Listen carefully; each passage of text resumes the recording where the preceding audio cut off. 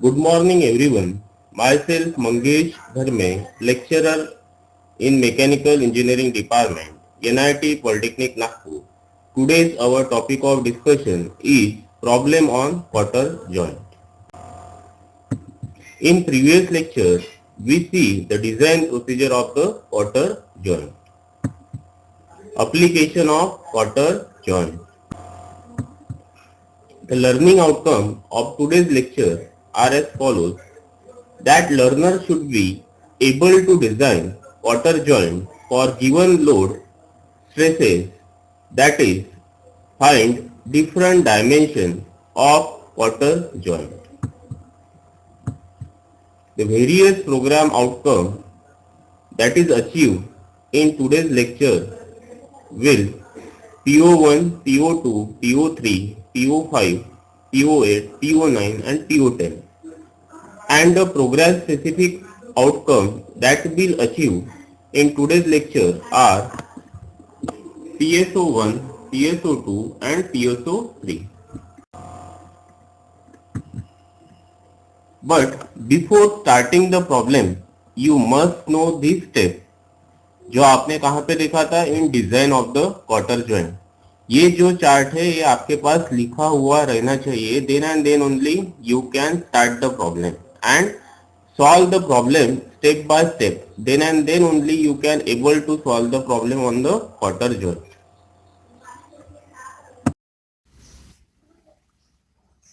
Today we see problem on quarter joint. Design and draw a quarter joint to support a load varying from 30 kN in compression to 30 kN in tension. The material uses carbon steel for which the following allowable stresses may be used. The load is applied statically. The tensile and compressive stress 50 megapascal. Shear stress दिया है आपको 35 megapascal और crushing stress दिया है 90 megapascal. तो यहाँ पे देखिए जो लोड की वैल्यू आपको दी है टेंशन और कंप्रेशन में ये कितनी है 30 kilo newton. That's why I am writing P is equal to 30 kilo newton. Then sigma T की जो वैल्यू है यहाँ पे आपको गिवन है 50 megapascal. That's why I am writing here sigma T is equal to sigma C is equal to 50 megapascal.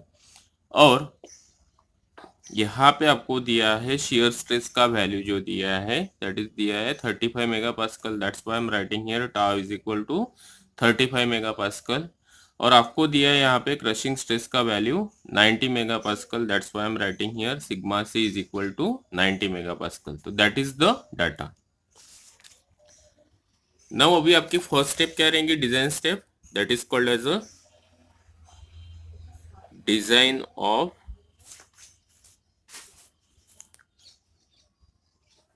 Rod. तो यहाँ पे मुझे क्या फाइंड आउट करना है डायमीटर स्मॉल डी. तो इसके लिए स्ट्रेंथ इक्वेशन क्या रहता है that is called as a P is equal to pi by 4 into D square into sigma T. तो आपको पता है लोड की वैल्यू कितनी गिवन है that is equal to 30 into 10 to the power 3 pi by 4 into D square into sigma T की जो value given है that is called as a 50 megapascal. तो इस फॉर्मूले से D square is equal to क्या मिलेगा आपको 30 into 10 to the power 3 into 4 divided by pi into 50. तो यहाँ से मुझे डी की वैल्यू मिलेंगी 30 into 10 to the power 3 into 4 divided by shift of pi into 50 under root of answer that is 27.63.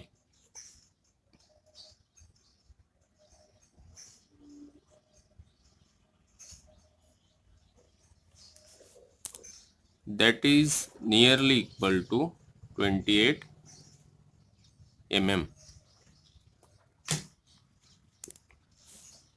Now second step, to find diameter of spigot, that is d2. Now इसके लिए strength equation क्या रहता है, P is equal to pi by 4 d2 square minus d2 into T into sigma T. और यहाँ पे by empirical relation T की value जो रहती है आपकी रहती है d2 divided by 4। That is empirical relation that we see in the design step. तो यहाँ पे p की वैल्यू कितनी है, 30 into 10 to the power 3 pi by 4 into d2 square minus d2 into d2 divided by 4 into sigma T. तो यहाँ पे आपको इक्वेशन मिला आगे में 30 into 10 to the power 3 into pi by 4 d2 square minus d2 square divide by 4 into sigma T की value जो है 50। Then 30 into 10 to the power 3 d2 square pi by 4 minus 1 divide by 4, क्योंकि मैंने यहाँ से ये कॉमन लिया d2 square into 50। तो यहाँ पे इक्वेशन में आपको 30 into 10 to the power 3 d2 square into 0.535 into 50, इसकी वैल्यू कितनी आई है 0.535 into 50। That's why d2 square is equal to 30 into 10 to the power 3 upon 0.535 into 50। Now from this equation d2 की जो वैल्यू आपको मिलेंगी that is equal to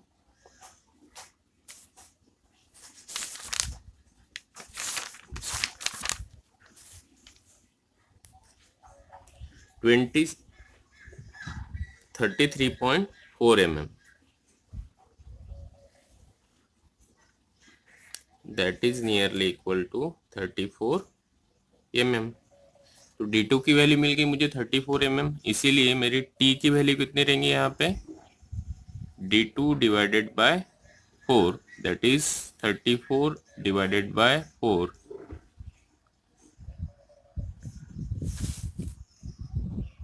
that is equal to 8.5 mm।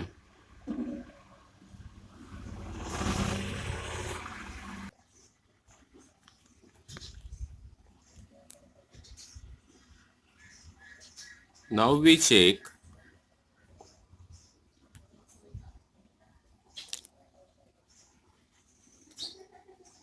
crushing stress in cotter. For that मेरा जो strength equation रहता है P is equal to d2 into T into sigma C. तो मेरी P की वैल्यू कितनी है 30 into 10 to the power 3, d2 की वैल्यू कितनी आई थी मेरी दैट इज 34 mm और t की वैल्यू जो आई थी मेरी 8.5। तो इससे मुझे निकालना है सिग्मा सी। तो सिग्मा सी मतलब क्या हो गया यहाँ पे क्रशिंग स्ट्रेस। तो इसकी जो वैल्यू है ये कितनी आ रही है यहाँ पे देखिए 30 into 10 to the power 3 divided by 34 into 8.5 that is equal to 103.80। ये कितनी है मेरी 103.80 mega pascal, that is greater than 90 mega pascal. तो ये ग्रेटर देन है 90 मेगा पास्कल से गिवन क्रशिंग स्ट्रेस से। तो मेरा डिजाइन क्या है यहाँ पे अनसेफ, बिकॉज जो स्ट्रेस की वैल्यू है ये अलाउएबल स्ट्रेस से क्या जा रही है यहाँ पे ज्यादा जा रही है, that's why design is unsafe. Now next, by taking 90 megapascal आपको क्या करना है और D2 और T की वैल्यू फाइंड आउट करना है। तो again use the same equation here, that is a P is equal to D2 into T into sigma CR। तो P की वैल्यू है यहाँ पे 30 into 10⁻³ D2 into by empirical relation D2 divided by 4 into sigma CR की value है 90। तो यहाँ पे क्या आएगा आपका, D2 की वैल्यू कितनी आएंगी अभी, D2 square is equal to 30 into 10⁻³ into 4 divide by 90। तो ये इक्वेशन से मेरी D2 की वैल्यू आ रही है 30 into 10⁻³ into 4 divide by 90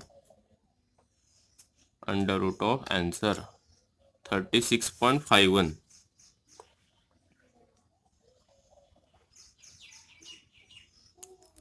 now taking it as in the higher side, तो मैं ले रहा हूँ यहाँ पे 40 mm। आप 38 भी ले सकते हो और डिजाइन कर सकते हो, लेकिन मैं एकदम हायर साइड में ले रहा हूँ 4 से बढ़ा के इसको, that is 40 mm।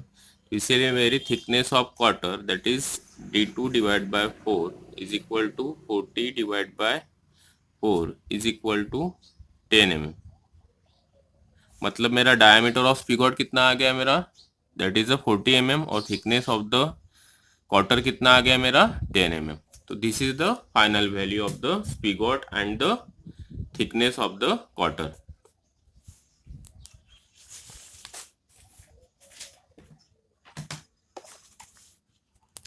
Now next step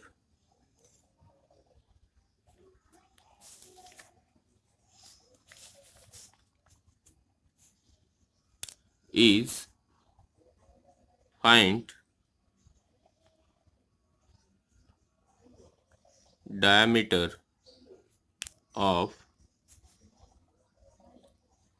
socket that is D1। तो इसके लिए मेरा स्ट्रेंथ इक्वेशन क्या है, P is equal to π/4 D1 square minus D1 minus D2 into T into sigma T, because socket भी आपका कौन से स्ट्रेस में फेल हो रहा था, टेंसाइल स्ट्रेस में। तो यहाँ पे भी सेम, P की वैल्यू कितनी है 30 into 10⁻³ into π/4 into D1 square minus D1 minus D2 की वैल्यू आई थी आपकी 40, T की वैल्यू आई थी आपकी 10 into 50। Now that is equal to 30 into 10⁻³ divide by 50 is equal to π/4 D1 square minus 10 D1 plus 400। तो that is equal to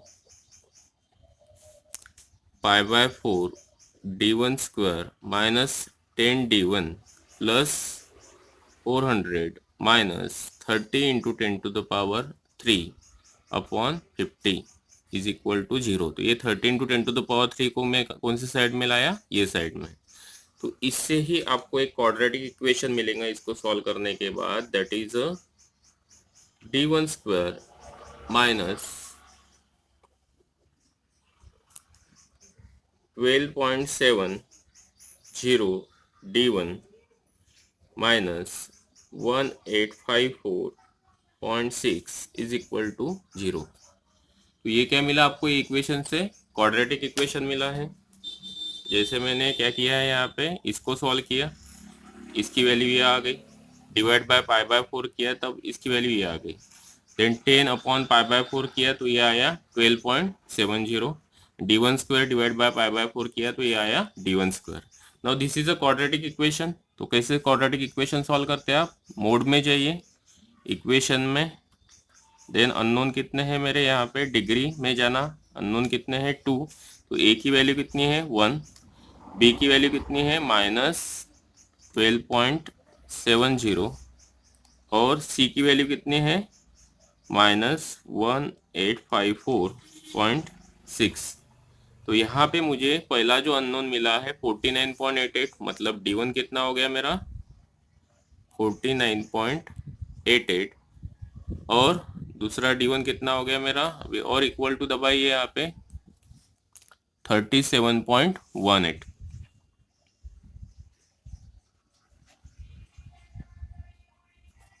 now this is nearly equal to 50 mm, मतलब मुझे diameter of the जो socket मिला वो कितना मिला D1, और यहाँ पे कितना है माइनस में ये वैल्यू आई है, तो आपको कौन सी कंसिडर करना है यहाँ पे, this D1 that is a 50 mm। Now the fourth step is width of cotter. तो इसके लिए स्ट्रेंथ इक्वेशन क्या रहता है, P is equal to 2 × B × T into tau. Tau मतलब क्या है यहाँ पे, शियर स्ट्रेस। नाउ P की वैल्यू कितनी है यहाँ पे 30 × 10⁻³ is equal to 2 × B × T की वैल्यू कितनी है 10, और शियर स्ट्रेस की वैल्यू कितनी है यहाँ पे, शियर स्ट्रेस की वैल्यू आपको गिवन है यहाँ पे 35 मेगापास्कल। दैट्स वाई इस इक्वेशन से मेरा B की वैल्यू कितनी आएंगी, दैट इज 30 × 10⁻³ डिवाइडेड बाय 2 × 10 × 35, या ये 42.85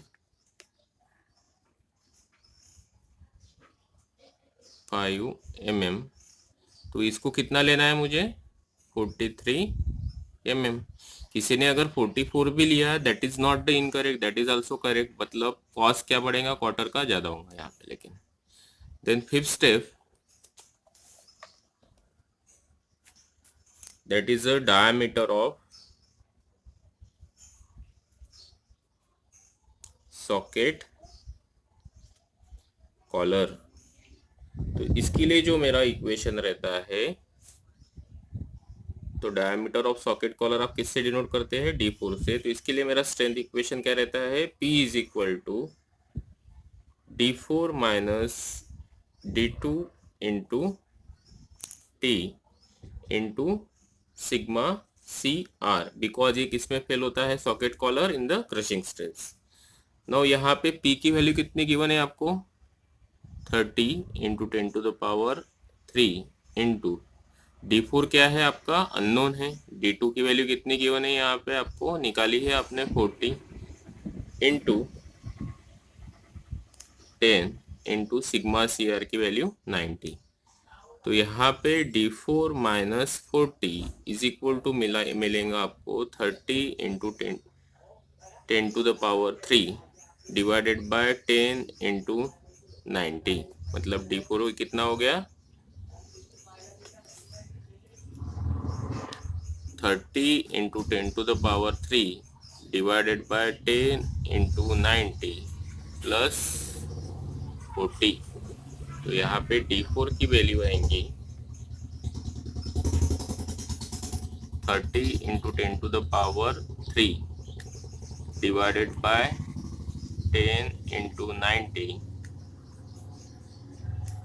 प्लस 40। तो ये आई 73.33 mm। कितनी आई 73.33 mm, मतलब is equal to 74 mm। Now the sixth step is thickness of socket collar। तो यहाँ पे जो डिनोट करते हो आप thickness of socket collar, that is with the help of C। तो इसके लिए फॉर्मूला क्या रहता है, strength equation P is equal to 2 × d4 minus d2 into C into tau. Because जो सॉकेट कॉलर फेल होता है ये शियर स्ट्रेस में भी होता है, तो मुझे सी की वैल्यू निकालने के लिए कौन सा स्ट्रेस कंसिडर करना पड़ेगा यहाँ पे? शियर स्ट्रेस, जो इसे अपन ने डिजाइन स्टेप में देखा है। तो ये कितना है? 30 इंटू 10⁻³ 2 इंटू d4 की वैल्यू आई है आपकी 74 माइनस d2 की वैल्यू है आपकी 40 mm into C into tau की वैल्यू आई है यहाँ पे 35 mm। नाउ ये इक्वेशन से c इज इक्वल टू क्या होगा आपका? 30 into 10⁻³ divided by 2 into 74 minus 40 into 35। तो यहाँ पे c की जो वैल्यू आएंगी 30 into 10⁻³ divided by 2 into 74 minus 40 into 35। ये कितनी आई? 12.60।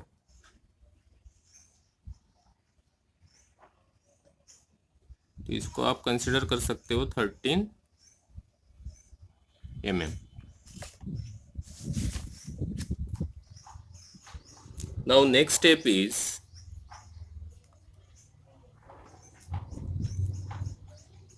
distance from the end of the slot to end of the rod। तो ये किससे डिनोट करते हैं अपन? स्मॉल a से। तो इसके लिए जो स्ट्रेंथ इक्वेशन रहता है आपका P is equal to twice a into d2 into tau. तो यहाँ पे P की वैल्यू कितनी गिवन है आपको? Again 30 into 10⁻³ is equal to 2 into a into d2 की वैल्यू गिवन है 40 इंटू 35। तो यहाँ पे a जो मिलेगा आपको, a की वैल्यू कैसे निकालेंगे आप? 30 into 10⁻³ divided by 2 into 40 into 35। तो ये आया आपका 10.71 mm।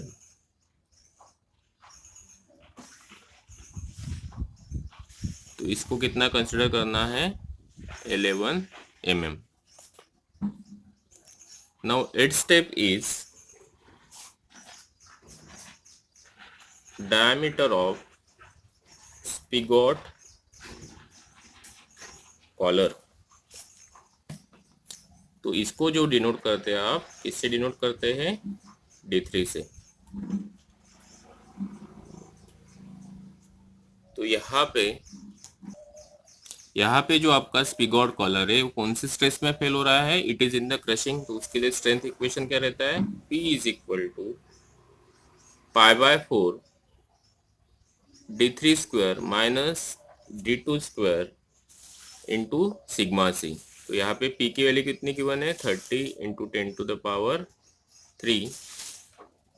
π/4 d3 is a diameter of the spigot minus d2 की वैल्यू गिवन है, निकाली है आपने 40 square, that is a diameter of the spigot into sigma c की वैल्यू गिवन है 90। तो इक्वेशन को सॉल्व कैसे करेंगे अपन? 30 into 10⁻³ into 4 divided by 90 into pi is equal to d3 square minus 40 square. ये 4 इधर आया, पाई डिवाइड किया, 90 इधर आ गया। तो यहाँ पे इक्वेशन क्या मिला आपको? d3 square is equal to 30 into 10 to the power 3 into 4 divided by 90 into pi plus 40 square. तो इसको आप सॉल्व करेंगे अभी। 30 into 10 to the power 3 into 4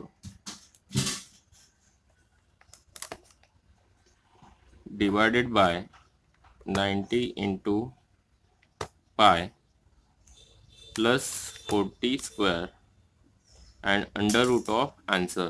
तो यह आया 44.99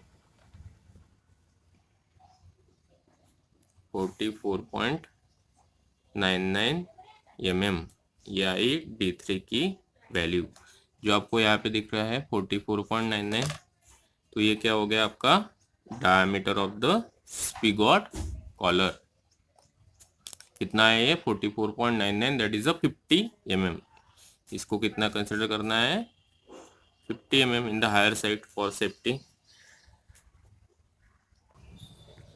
now next step is thickness of the spigot collar T1। तो ये जो कॉलर फेल होता है ये शियर स्ट्रेस में भी फेल होता है। तो इसके लिए स्ट्रेंथ इक्वेशन क्या रहता है, P is equal to pi into D2 into T1 into tau.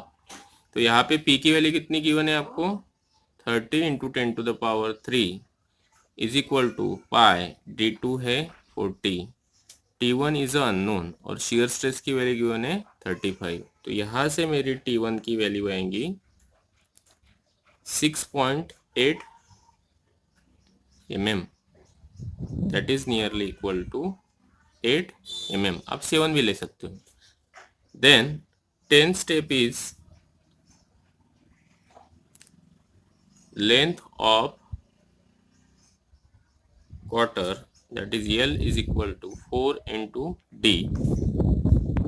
तो D की वैल्यू आई थी आपकी 28 mm, that is 4 into 28 is equal to 112 mm। तो that is called as a length of quarter। तो आपने पहले से देखा है D फाइंड आउट किया, D1 फाइंड आउट किया, D2 फाइंड आउट किया, B फाइंड आउट किया। तो we are find out all the dimension of the cotter in this problem, that is the all about the quarter joint. The unit outcome achieved in today's lecture is write the design procedure for given joint like quarter joint. Here we find out the different dimension of quarter joint. Summary of today's lecture. Today we find out different dimension of quarter joint for given load and stresses that is given in the problem. The various program outcomes achieved in today's lecture are PO1. Why PO1? Because here we are applying the basic knowledge of science and basic engineering related to design and apply knowledge of basic mathematics to calculate the different types of stresses. Then second one is a PO2. Why PO2? Because we are using the basic mechanical engineering knowledge to calculate the stresses. Then third one is the PO3. Why PO3? Because perform experiment on various types of joint like quarter. Then PO4 is also satisfied because students are able to calculate stresses in joint like quarter. PO5 is also satisfied because while designing the quarter joint we are take the some safety precautions. PO8 is also satisfied because students are able to work as the leader or team member to solve the design related issue. PO9 is also satisfied because students are able to communicate his knowledge among its peers. PO10 is also satisfied because this knowledge of solving the problem on quarter joint or design the quarter joint that is used in lifelong process for the societal development. PSO 1, that is program specific outcome 1, is also achieved because use of various software like CATIA and ANSYS for designing the quarter joint. PSO 2 is also satisfied because analyze the joint to calculate the various stresses acting on it. PSO 3 is also satisfied because manage mechanical engineering process by selecting mechanical joint for specified application. Like here we are selecting the quarter joint for the specified application. In next lecture, we see design of knuckle joint. The important question asked in MSBT exam is design a single quarter joint to transmit 200 kilonewton allowable stresses for the material are 75 megapascal in tension, 50 megapascal in shear and 90 megapascal in crushing. Thanks. For any query, contact to me at 93598 77398.